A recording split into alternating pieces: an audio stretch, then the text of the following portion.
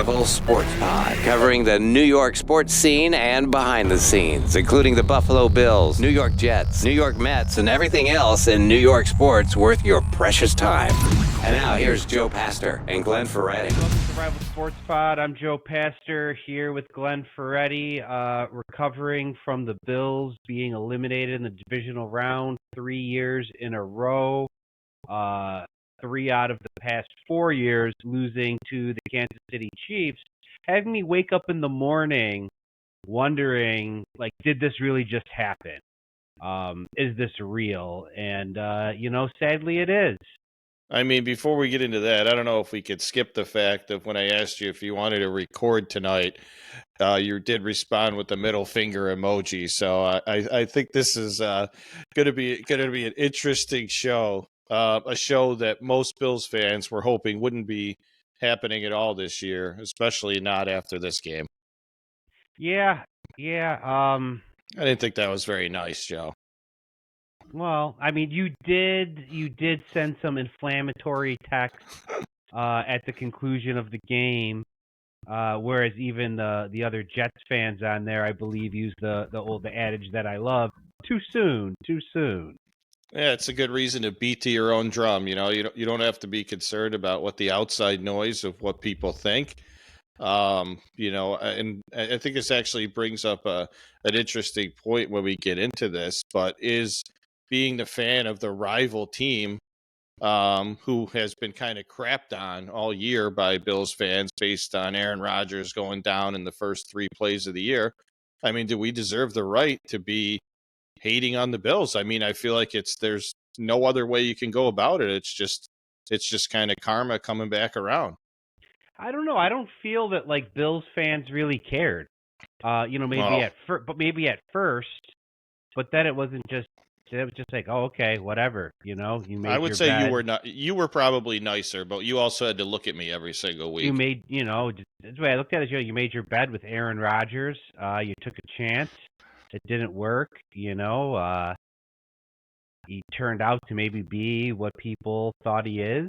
And I don't know, but yeah, in the realm of sports, I think it is all fair to, rub it in, I guess, especially, being the Jets fans living around the Bills fans. It's like, a good thing that a thing as old as time to give it to the other team's fans, which kind of leads me into one thing I've been thinking is this whole notion of boomer football, that I've been very against for a long time, thinking you will never beat the top quarterbacks, trying to control the clock, playing not to lose, running the football. And I started to come around on it this year based on how teams like Cleveland did and, even teams, they didn't make it, but like the Colts, that maybe this is the year to play boomer football. But I don't know. I mean, it's like, what version of the Bills is a better version? Is it this boomer football Bills we're seeing, or is it the good old backyard football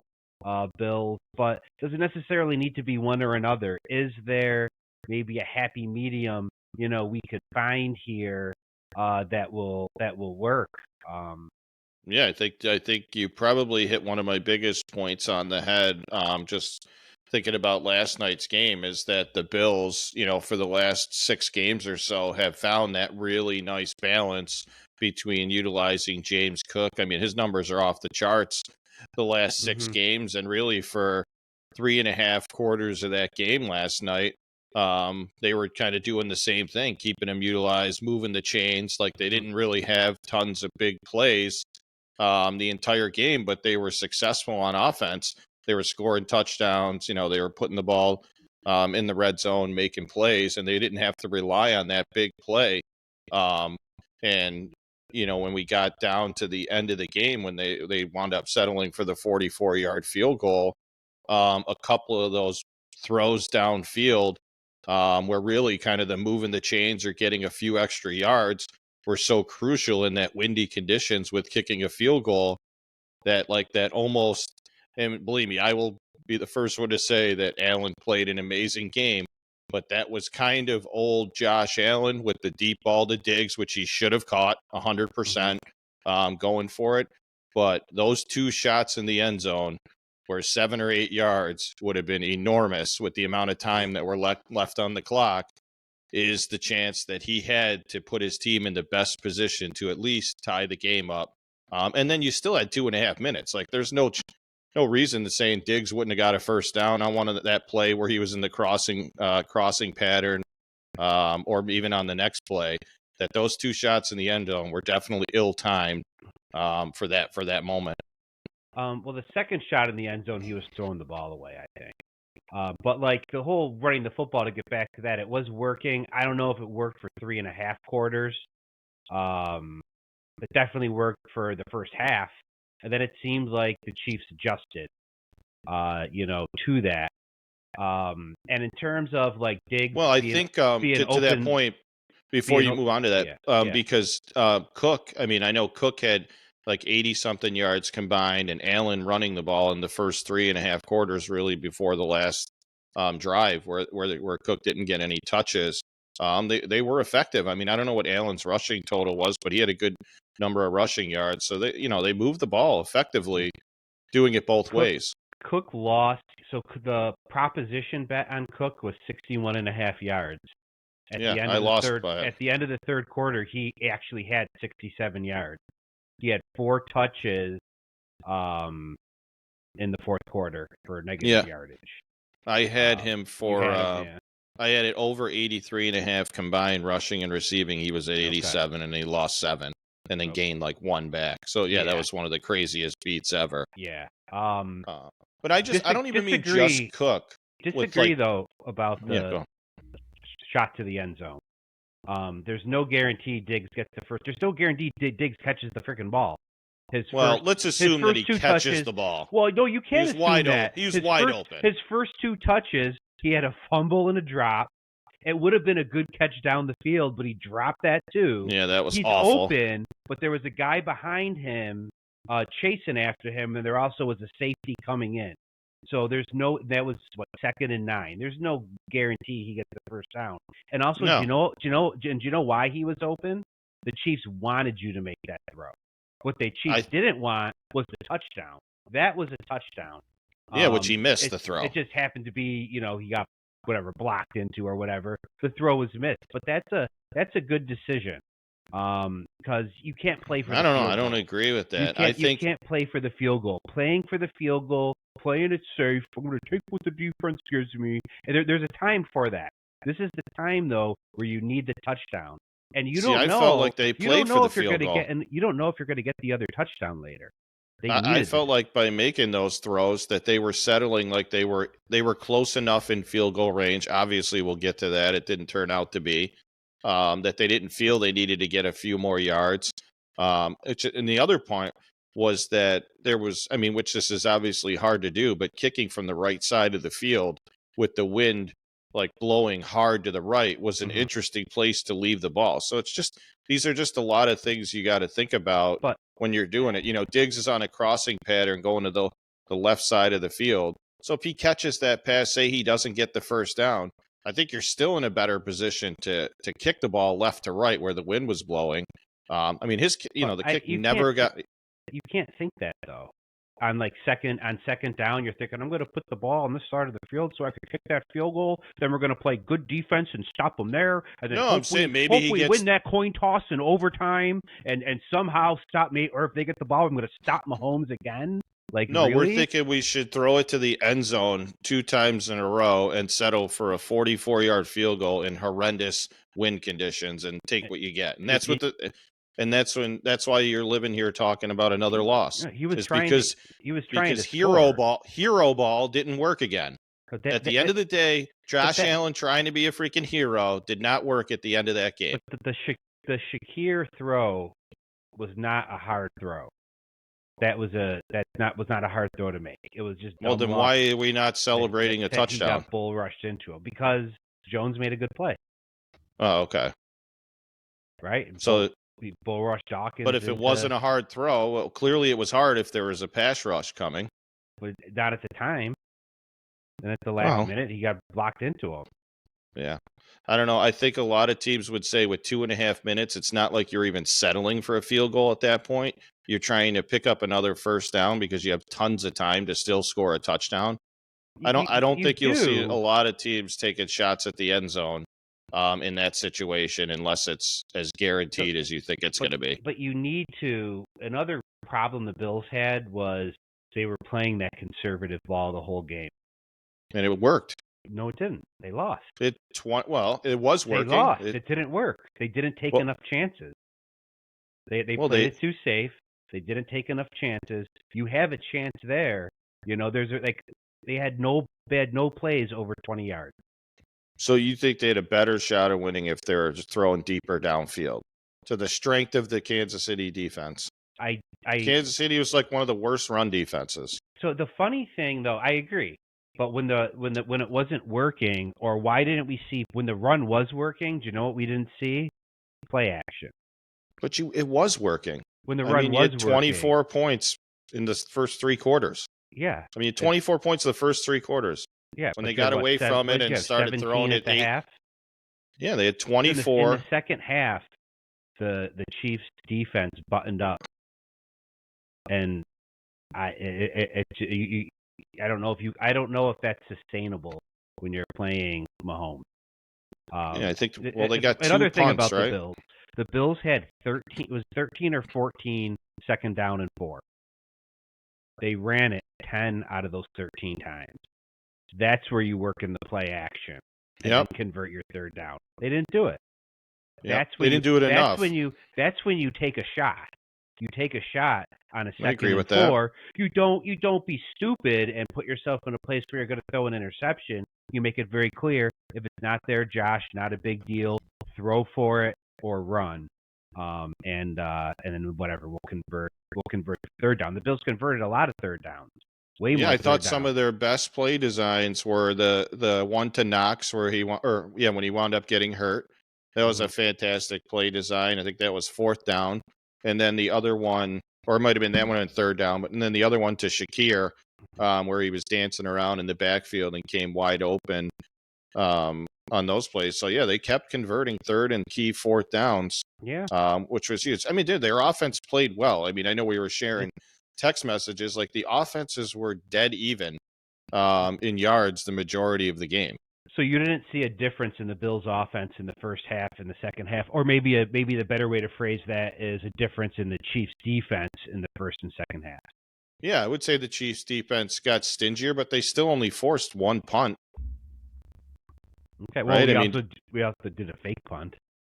Yeah, they did a fake punt. Right, that's what I mean. So their defense got stingy. They forced one punt, and they obviously got the fake punt, which is very debatable, obviously, in that situation. I know we were talking about it. It's just, you don't see the guy basically receiving the fake punt going in motion a couple times. So obviously something is kind of fishy. And then the huge debate, which McDermott, I know, answered in his press conference, is that they like the look. But, dude, you got Josh Allen. Leave Josh Allen in the game. Like, if you truly don't think that they are going to be able to sustain playing defense against the Chiefs, you don't take Josh Allen in the game. It reminds me of the Colts taking Jonathan Taylor out on 4th and 1 in the biggest play of their season to advance to the playoffs. It's like, do you really want the ball in DeMar Hamlin's hands on one of the biggest plays of the game? I kind of thought that it's a case of coaches getting too cute.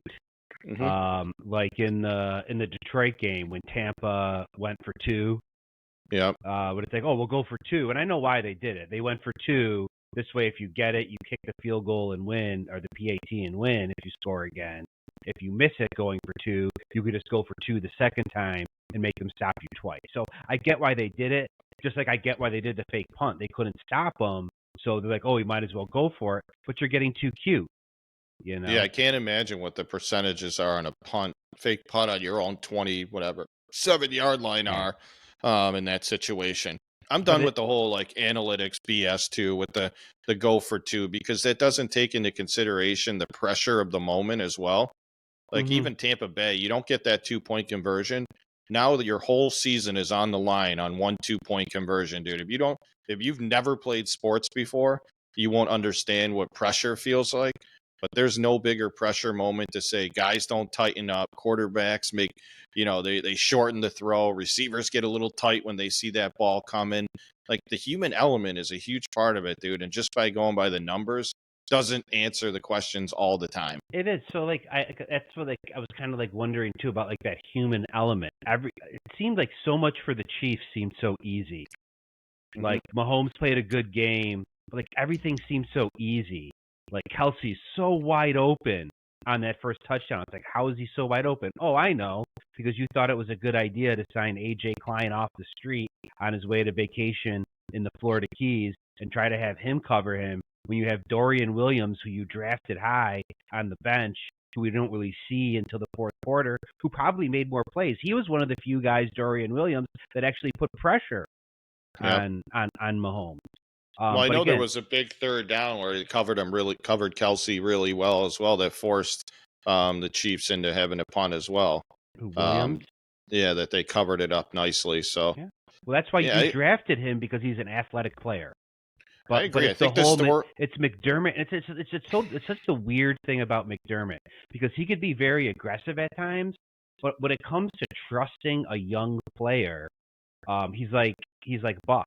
He just won't do it. That's why we don't see Elam, playing, because he might make a mistake, even though he's one of the few guys that can make a game-changing play like we saw against Pittsburgh. It's the same thing with Dorian Williams.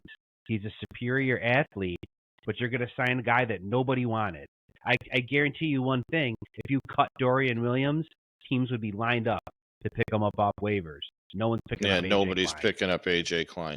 Yeah, no, the story of the game, I think, obviously, the defense of the Bills being injured, but, it quickly got leveled out in that game with the Chiefs losing 3 starters on defense, basically in the first quarter. So, But I mean, nobody had a defense that was like exceptional yesterday.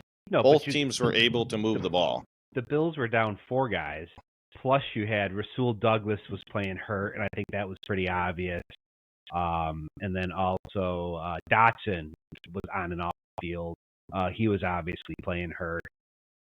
So, I mean, in a way, the Bills had like half of their defense out there. But be that as it may, they still had a chance to win. Yeah. And that's where, if you're going to be, I'm going to be hard on McDermott. The job he's done with that defense is amazing, even though certainly I think the defense did come up flat against the Chiefs. They did have the stop at the end that they needed. Well, they had the huge turnover in the end zone. Yeah, Poyer did, yeah. But everything seemed so easy for the Chiefs.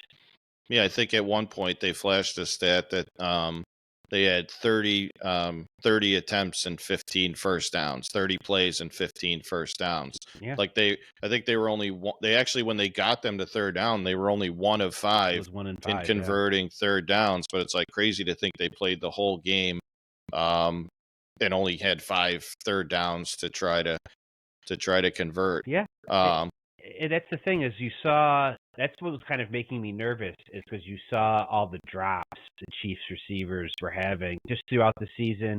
And even I know you had the cold last week in Kansas City, but like Kelsey, I saw him drop 3 or 4 balls. So it's like he was due to kind of have the game that he did. Even MVS was catching balls. Like MVS made a catch that was basically the same level of difficulty as the Diggs catch, and MVS is terrible.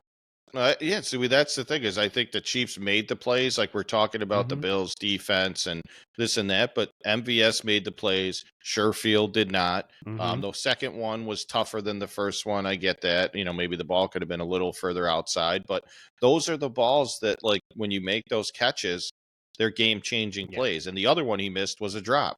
The diving catch needed to be caught.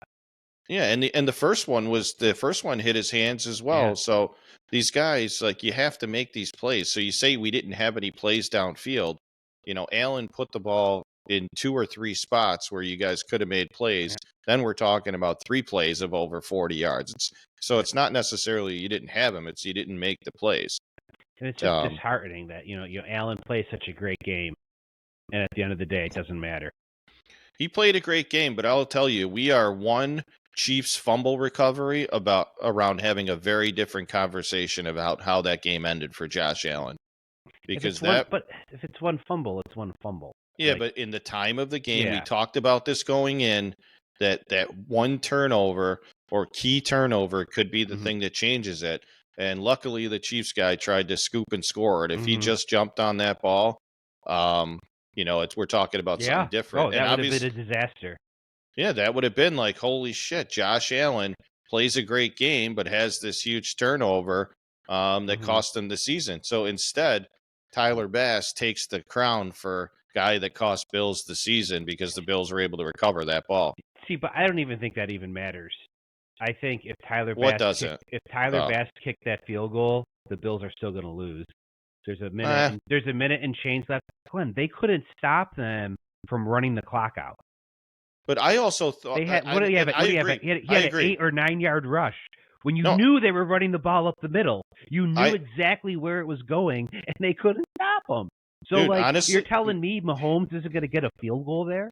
But I would have been nervous even if they caught the touchdown to Shakir about Mahomes scoring. That's more my point. But the time doesn't matter. That's where it's like, oh, you're giving him the ball back with so much time on the clock. I remember 13 seconds. If you give Mahomes, but that probably never happens again. But if you give Mahomes the ball with some timeouts in 30 or 40 seconds to kick a field goal or maybe even get a touchdown, I think that's really all he needs. But I think that's a good point, though, is that scoring that touchdown, I agree. You probably lose the game anyway. That getting the ball short and converting first downs and being able to take the time off the clock. Obviously, you're still trying to score a touchdown, which you have plenty of time to do so. So the game could have been completely different. If they convert the first down, Chiefs need to use some timeouts. The Bills can then, have a fresh clock. Obviously, it's all, coulda, woulda, shoulda, whatever. It doesn't matter. But the Bills in that situation really should be, hey, we want to score a touchdown, but we want to take as much time off the clock as possible. So going for the end zone there, where it would have been a fantastic play, it would have put them up 4 points. But same thing, they couldn't stop them. Mahomes and the Chiefs with 2.5 minutes, like, I'm thinking they're probably going to score a touchdown anyway. But you do, but like, you can't leave a touchdown on the board because they're so hard to get. Yeah, no, I agree. The touchdown's there to Shakir, you take it. That's just my whole point on it. Like, I totally get the argument, keep the sticks moving, try to run the clock out. But if the touchdown's there, I think you take it.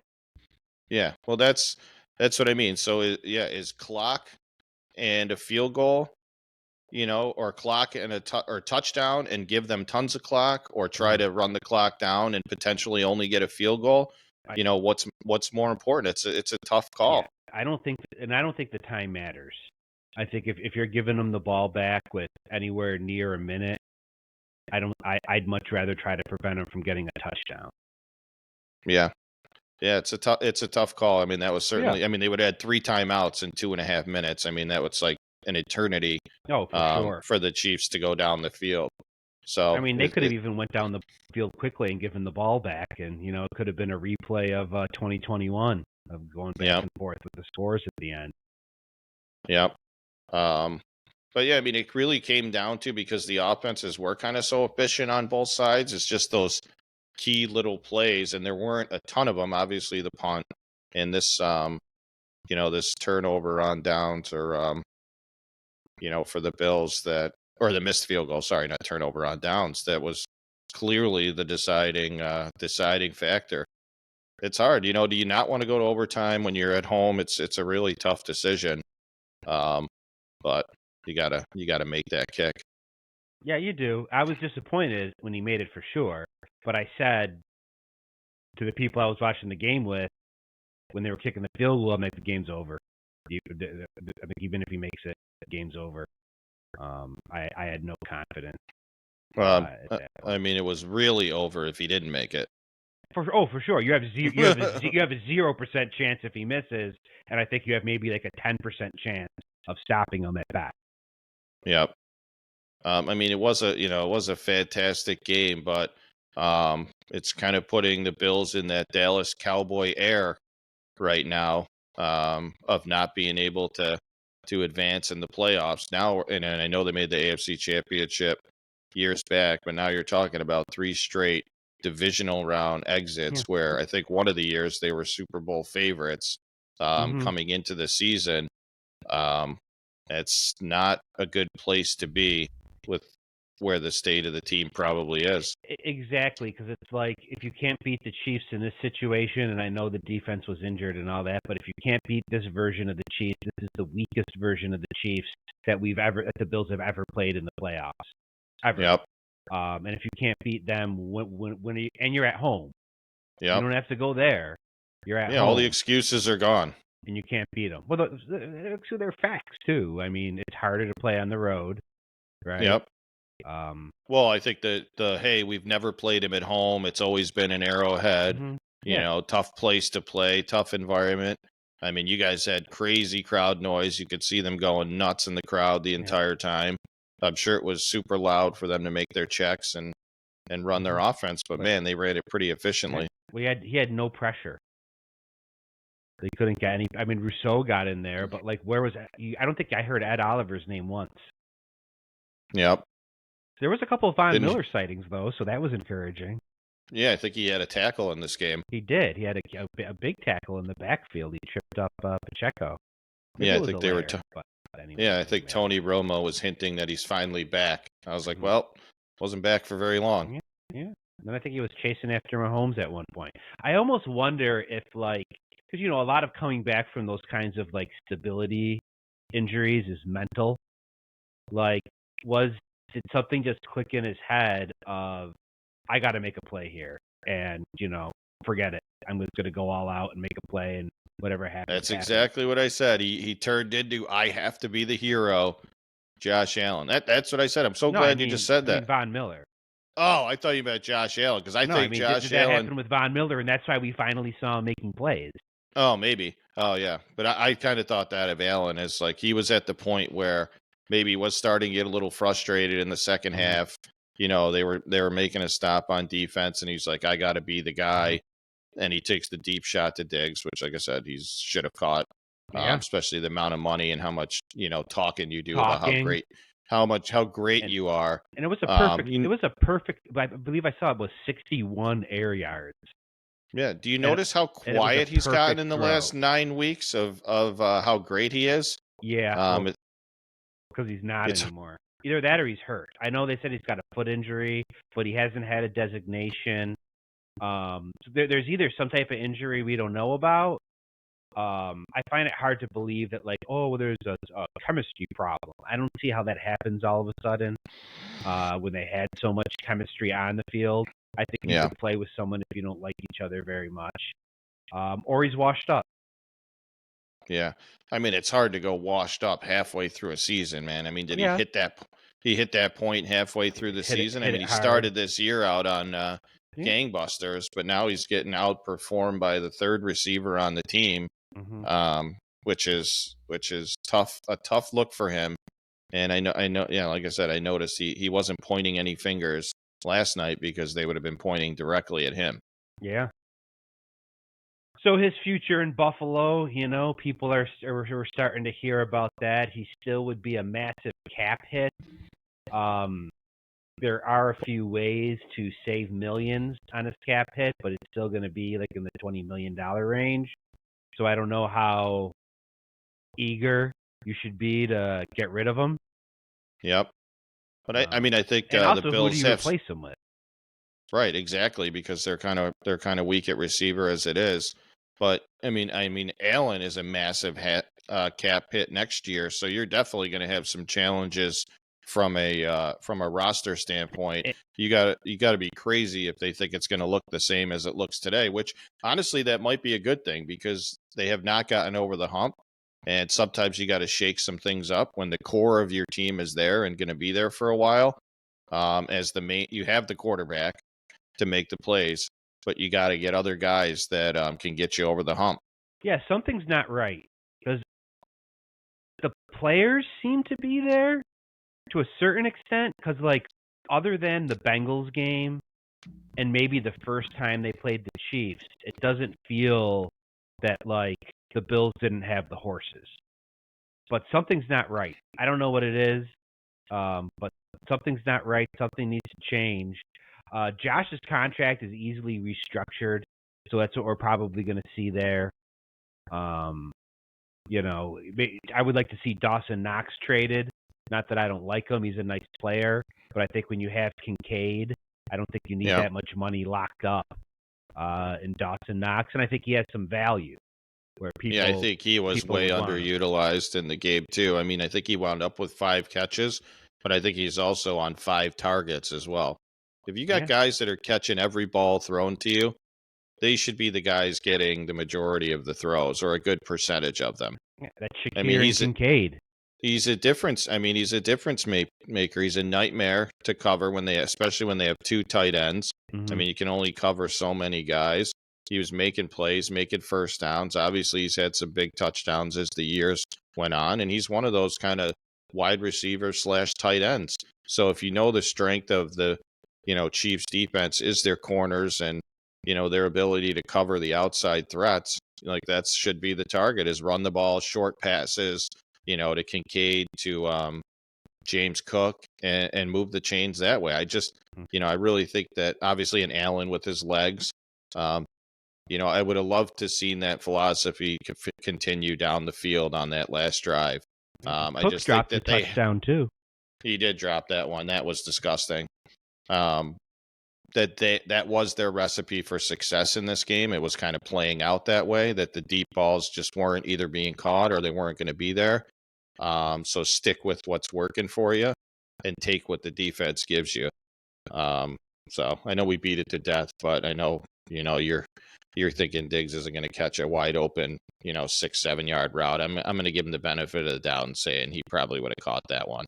I didn't say I don't think he would. I'm saying there's no guarantee, especially with the day he's having. Percentages are a lot higher than the 25 yard route with a guy in your face, which obviously that's the way it played out.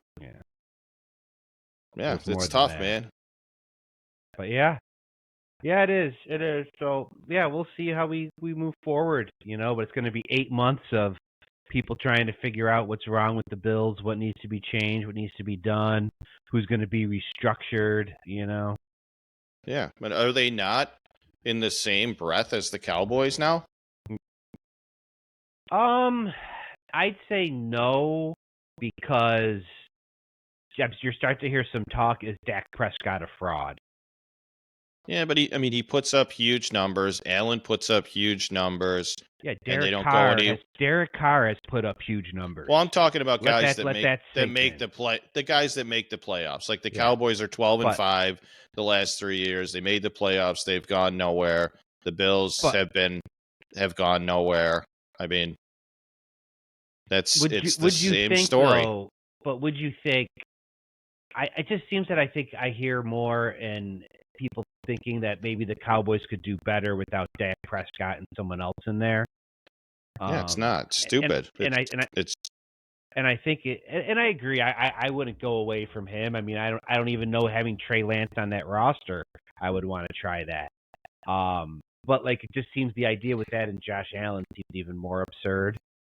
But I mean, yeah, that is there. But I also think Josh is just a league above Dak Prescott. Yeah, I think he's definitely better. And that kind of brings to the point, which Allen obviously played a better game than Prescott in the playoffs. I mean, Prescott is more the reason why the Cowboys lost their game, where, Allen, outside of a couple bad decisions, wasn't the reason why the Bills weren't in the game, and wasn't, he's probably the only reason they're actually in the game. Other than, if they didn't have Josh Allen, it wouldn't even be close. If they had Dak Prescott playing, that game wouldn't even have been close. So he wasn't the reason. I'm just saying from a success standpoint from a team. So then what do you go to? You really start looking at coaching. And is McDermott and Mike McCarthy the reason why these teams aren't getting over the hump? If you feel you have the horses and you feel you have the players, well, maybe you don't have the leader to get you over the hump, because in a one-score game, a stupid fake punt cost you a game potentially. They obviously luckily got the ball back on a turnover, but decisions like that will hurt you in other games. Yeah, that's very fair, to say. So it's like, who do you want to, bring in? Someone suggested Bill Belichick. Was it Rex Yeah. Ryan suggested Bill Belichick? Well, Belichick loves Josh Allen. If you're Bill Belichick, would you rather go to Atlanta or Buffalo? Yeah, I don't think he ever gets welcome to Buffalo. I mean, you guys got to be really desperate if you want Bill Belichick to come coach the team. Well, I I guess don't think. that might be the state you're in right now. To be honest with you, you're grasping at straws now. Yeah, you could be, but I don't know if Bill's ownership has the stomach for it. Particularly Yeah, because keeping in mind, Pagula also owns the Sabres, and what the hard time they've been having finding like even a decent coach. yeah, That organization is just a joke. They're a yeah. laughing stock. So it's like I don't know if he has the stomach for that. The other thing I I was just wondering, think the Patriots then hold another trump card over you. Just say they win a Super Bowl with Bill Belichick as the coach. It's like, okay, you needed our coach then to win a Super Bowl. It's like it's almost like discounts the Super Bowl, which I wouldn't want as a Bills fan. I mean, we had him for like a day as a Jets fan, so didn't so last very long in our he tenure. he would never go back to the Jets. But hypothetically speaking, if he did and the Jets won a Super Bowl, you wouldn't be happy.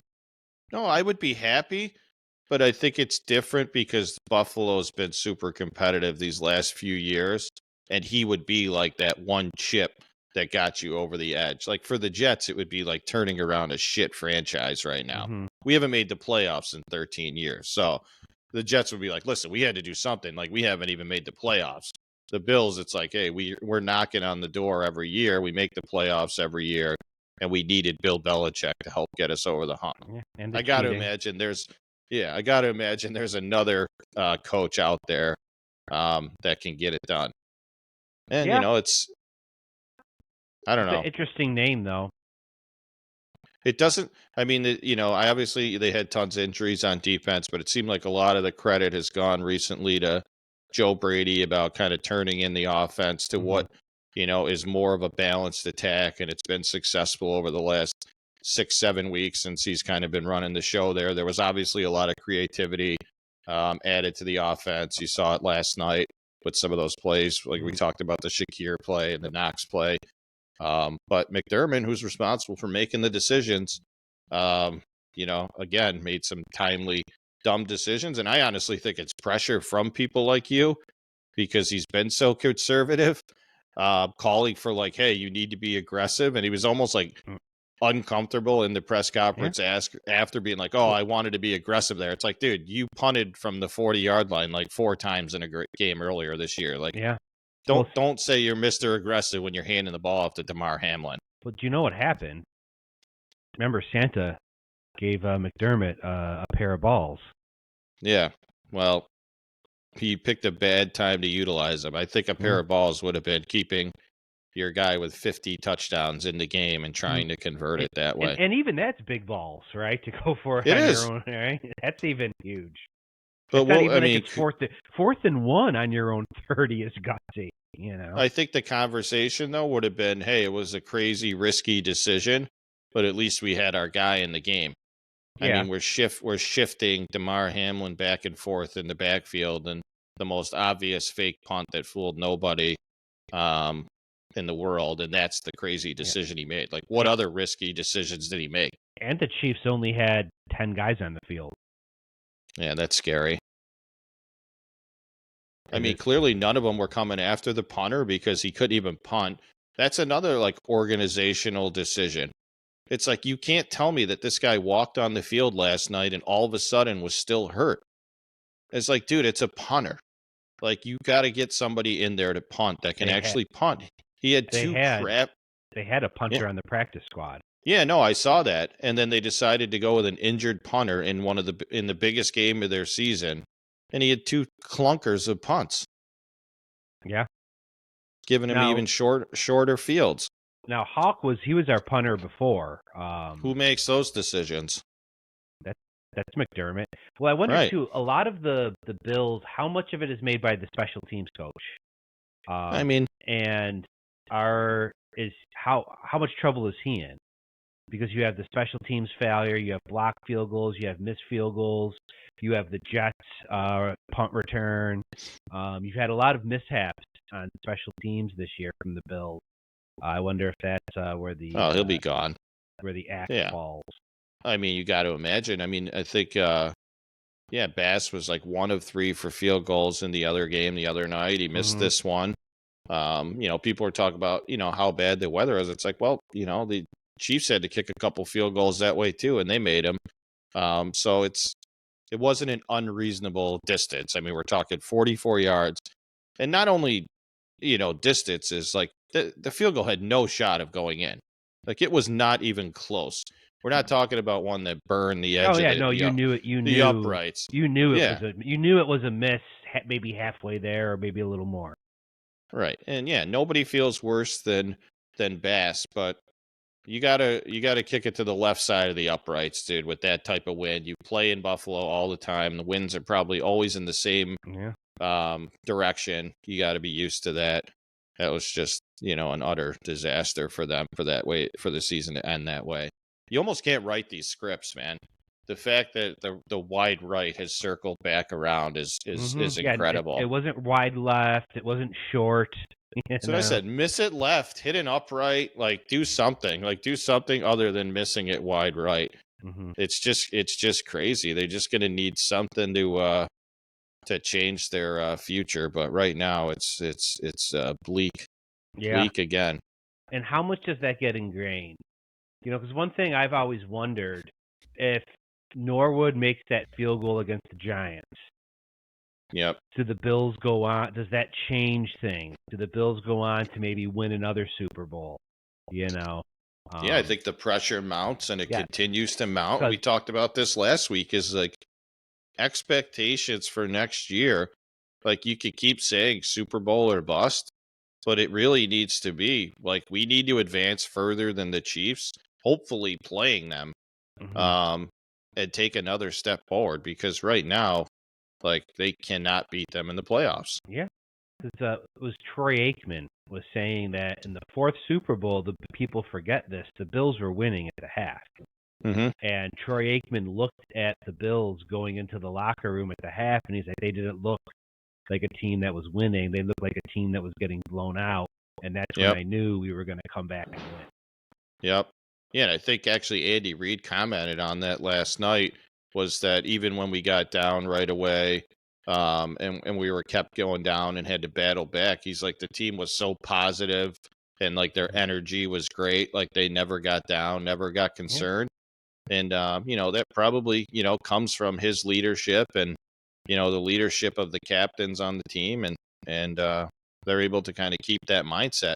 But they also have the history of like we've beaten this team multiple times in the playoffs, so they're feeling good. Where the Bills, and they've won 2 whether Super we Bowls. like it or not, I can't tell you that Allen was feeling no pressure on that last drive. Like he knew that he could take some chances or had to do something to try to be the guy to win that game. Well, I think everybody feels pressure.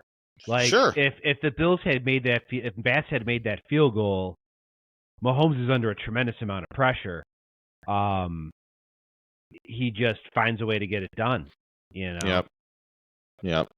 So like the pressure is always going to be there. These feelings, whether it's anxiety, pressure, fear, those are always there. Just some people deal with it, other people can't. Some people believe more. Yeah. It's like, oh, here we go again. Yep. Here we go again. Back to the drawing board again. Mm-hmm. Yeah. We're still, I don't know. As Diggs would say, we're still this close. Yep. The other part, which we started talking about, might be a good way to kind of wrap this up, though, was talking about being able to be like a hater of a team and like why somebody would hate the Bills fans. And, my response to that is like when you are a Bills fan, like you don't understand what it's like to go to a Bills game as an opposing fan. Like it's one of the worst experiences for anyone in football. Like I've been to multiple stadiums as an opposing fan. Like going to a Bills game and not wanting to take your son wearing his jersey, and because people are going to potentially throw stuff at him, grab him by the arm, which happened to me at a game. Well, the guy was trying to be nice. It still is weird, but the guy was trying to be nice. Yeah, he's trying to be nice, but it's just it's it's not weird. it's not like Someone touching another kid, touching a child you don't know is unacceptable. but you got to be so delusional if you think it's actually like an enjoyable experience for an opposing fan at a Bills game, because the fans are, dude, they're blue collar, they're hard nosed, they don't give a shit, and they don't care about the other teams, dude. So to think that you don't have haters from other teams is the dumbest thing that I've ever heard. Is like No, people will hate your fans because of Mhm. the way they treat opposing fans. I don't know what the point. I don't know if that's the point I was trying to make, but I do recall. I think the point I was trying to make was, the whole the middle finger gesture was in response to some comments that you made, and did not like come out of left field as it had so seemed. And I thought you were going somewhere else with hating the Bills fans. I thought you were going back to the throwing of the snowballs. Oh, that's ridiculous. Yeah. That's just stupid anyway. But it's more stupid. Like, people make it out like it's dangerous or anything. They're freaking. No, they're getting thrown out immediately. Like, once they get seen, they just paid $1,000 for a pretty sick seat, that they're getting their asses thrown out right away, because people are not going to want to deal with it around them. And they're going to look for someone right away. I mean, there's, you know how it is. There's security all around that entire outside. I mean, I would just hate to see. I mean, just from a fan perspective, I know the Bills would think it's hilarious, but it actually like hit a guy in the helmet as the ball's approaching or something, and it actually impacted the game that we're play. Yeah, we're talking about Goes like through a the face game, mask and hits him in the face. but even just the impact of just like hitting him and startle, who knows, whatever could happen. It's just like, dude, that's really how you want like the team to win, is because you got some jackass in the stand throwing snowballs at the players. Yeah, I see that. I think that's a little different during the outcome of the game versus like someone celebrating and pelting them with snowballs. Very different. Yeah, those are two different things. Yeah, I mean, you saw it in both games this week and last week as the plays happening, snowballs getting thrown at players. It wasn't as bad as the Miami game last year was bad. Yeah, it was Tyreek Hill got pounded by like a dozen snowballs. I think they probably made an announcement at the game, I would imagine, because that was just ridiculous. I believe they were. I know they were playing the Oilers when Warren Moon was there, and they threatened, I believe, to penalize the Bills 15 yards. No, that's Bills fans. You know, they're not the smartest bunch in the 80s. I bet they wouldn't do very well on the Wonderlic test if we tested all the fans. I mean, some of them. Some of them. You saw the other clown video of the dude jumping in the table again with the fire. Yeah, he obviously never learned the stop, drop, and roll when he was a kid either. Well, even when he rolled, it didn't work. I think the mistake that they're making is they're putting too much lighter fluid on the table. So you're diving into a pool of lighter fuel, and now your pants have soaked up all the liquid. So whatever it is, lighter fluid or gas, you're basically a human torch. So your recommendation next year would be less lighter fluid. Use a little less. Yeah. I don't think you really need that much lighter fluid to get a fire going on a plastic table. I would imagine it lights pretty easily. But yeah, just watching this clown just running around patting the back of him. It's like he made the video for like what not to do when you get caught on fire. Yeah. And the best part is just the 30 people standing around watching this guy on fire, and like 2 people like trying to teach him how to get down and help him out. I think someone should maybe be standing around with like a blanket or something. Yeah. When we're attempting this, it's not like it just happens out of the blue. There's usually a big build up to it that they're going to do it. So maybe somebody grabs some type of blanket, because or in the playoffs, the Bills could just have the Jets fan, the fireman, come with the fire extinguisher, because the Jets won't be playing. Exactly. Yeah, we'll be sitting out. What's his name? The fireman. Fireman Ed. Yeah. Yeah, I don't know. He's not a representation for me of the Jets, but yeah, maybe that can be his second career. But yeah, it's just an interesting bunch of people, that's for sure. Yeah, but there's all different walks of life too. I had a friend, he sold his season tickets, 3 of them, to get 2 in the club seating, and he's like, there were silent auctions going off for like thousands of dollars. So he's like, I never felt like so much like, it's got to be weird to be sitting in a situation like that where it's around people that have that kind of money to throw around. Yeah, I think you're at a game like that, though. It's just better to be in the atmosphere, too. Mm-hmm. I used to go to Syracuse games and sit in the Orange Club for a few games because we had a connection on some tickets. And it was never the experience of just like being out there with the crowd. Like they're hitting big shots and like people are just sitting around eating sandwiches and, talking about their stocks and stuff. It was like, all right, this is not the game. I know they're great seats and comfortable, but it's not the atmosphere you want to be in. Better to be down with the rabble. Yeah, down with the crew. I'm sure that's where your buddy probably thinks the same thing after going to that game. Probably. There you go. Let it out. It's all right. But yeah. So, anything else? No, I'm sure you've had enough with the water cooler talk today. But yeah. There's a lot of people that refuse to talk about it. I don't know. Isn't that what they say? It's good to talk about it, get it out. You don't want to keep it in. Yeah, some people are childish, though. I don't know. Yeah, I think so. I certainly not didn't ready to talk about it yet. Yeah, I mean, I was certainly like public enemy number one, and I wasn't reaching out to people today because I knew the responses that I was going to get, and I figured it'd be better to just wait for tonight and get it out here. All right. So. All right, well, on to next season. And yeah. Next year. Well, 3 weeks pitchers and catchers report, so there's that too. That's true. Yeah, we do have upcoming Mets baseball. So we'll see what happens there. But yeah, we'll look and we'll talk soon here, big guy. Hopefully you guys like it. Subscribe, and no more Go Bills. Yeah, Go Bills. All right, pal. Yeah. See ya. Thank you for listening to Rivals Sports Pod. Please make sure to like and subscribe on YouTube or wherever you listen to your podcast. You can also email us at rivalsportspod@gmail.com with any topics, ideas, or questions.